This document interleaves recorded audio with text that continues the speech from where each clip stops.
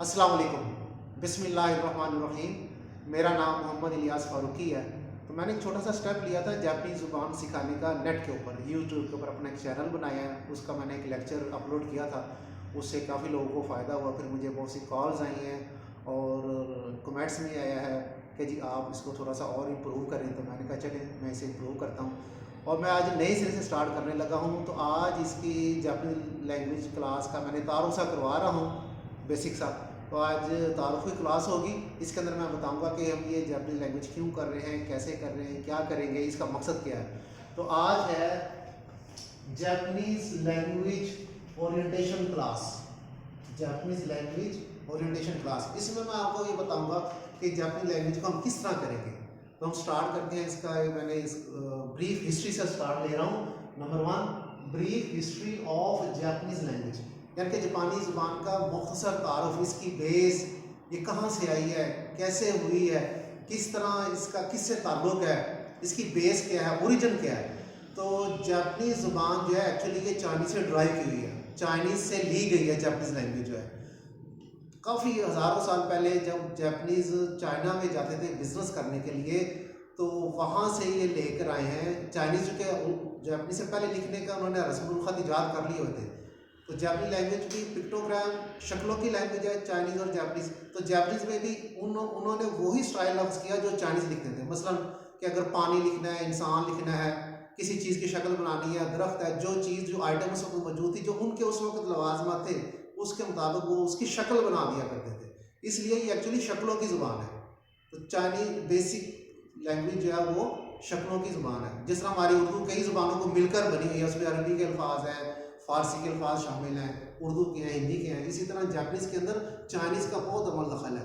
Chinese और Japanese लिखने में काफ़ी मिलते जुलते भी हैं, साउंड्स आवाज़ें उनकी डिफरेंट हैं, लेकिन बेस बहुत से उनके ऐसे अल्फाज हैं जो सेम है। तो इसकी जो ब्रीफ हिस्ट्री मैंने आपको बता दी, काफ़ी पुरानी लैंग्वेज है और चाइना से ली गई है। वहाँ से जब बिजनेस के लिए ट्रेडर जाते थे, वहाँ से रस्म ख़त उनके लेकर आए, उन्हीं को उन्होंने जापान के अंदर भी यूज़ करना शुरू कर दिया। आगे है number 2, benefits of Japanese language, यानी कि जापानीज लैंग्वेज जो आप सीख रहे हैं या जो लोग कर रहे हैं, जो सीख रहे हैं, उनको इनका फ़ायदा क्या है, बेनिफिट्स क्या हुआ और किन लोगों के लिए है।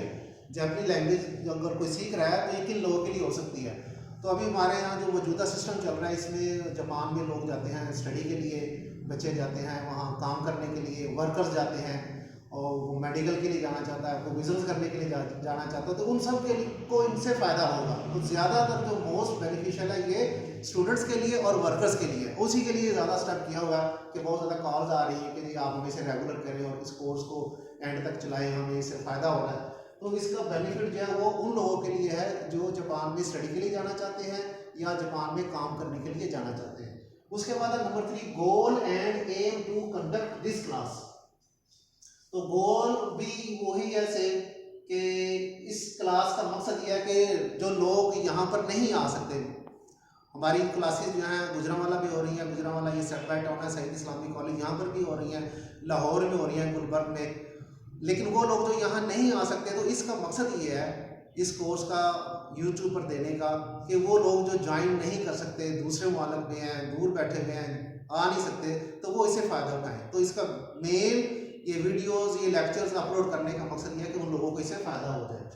नंबर 4 है कोर्स या लेवल ऑफ दिस क्लास, यानी कि कोर्स और जो लेवल होगा इस क्लास का, कोर्स क्या है और ये किस लेवल तक हम इसको पढ़ेंगे, तो वो मैं इसके अंदर बता दूँ। ये जो हमारा लेवल चल रहा है, ये जो क्लास चलेगी इंशाल्लाह हम इसे स्टार्ट करेंगे JLPT N5 और JLPT N4 लेवल तक। तो JLPT ये जापानीज़ के टेस्ट होते हैं जो जापान में है एक इदारा, जापान फाउंडेशन, वो इसका टेस्ट लेता है कि देखने के लिए कि किसी बंदे को जापानीज़ में कितनी महारत है, उसको कितनी ग्रिप है, वो कितना एक्सपर्ट है। तो इसके 5 लेवल्स होते हैं JLPT के, N1 N2 N3 N4 N5, और जो बेसिक है, जो बिल्कुल ईजीएस्ट है, वो N5 है। उसके बाद थोड़ा सा जो टफ है वो N4 है, फिर N3 है, फिर N2 है, फिर N1 है। यहाँ पर हम इस सेशन के अंदर जो हमारा लेवल चलेगा वो JLPT N5 और JLPT N4, इस सेशन के अंदर इंशाल्लाह हम इसकी कंप्लीट तैयारी करवाएंगे। और उसके बाद है 4 स्किल्स ऑफ जापानीज लैंग्वेज।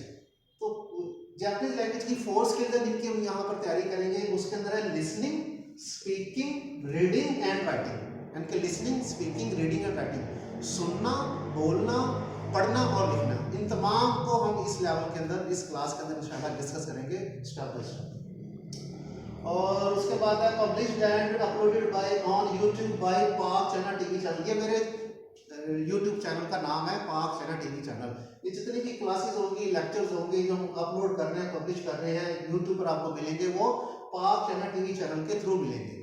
और नीचे मैंने फॉर व्हाट्सअप जो है ना ये अपना नंबर भी दिया हुआ है कि अगर मजीद कोई आप जो है ना कोई बात पूछना चाहें तो मैं कोशिश करूंगा आपको रिप्लाई भी करूं। तो कॉल ना कीजिएगा इस नंबर के ऊपर, जस्ट आपने मैसेज भेजना है, कमेंट्स भेजने हैं, या आप रिकॉर्ड मैसेज भेज दें, मैं सुनूंगा और आपको सुनकर जवाब दे दूंगा।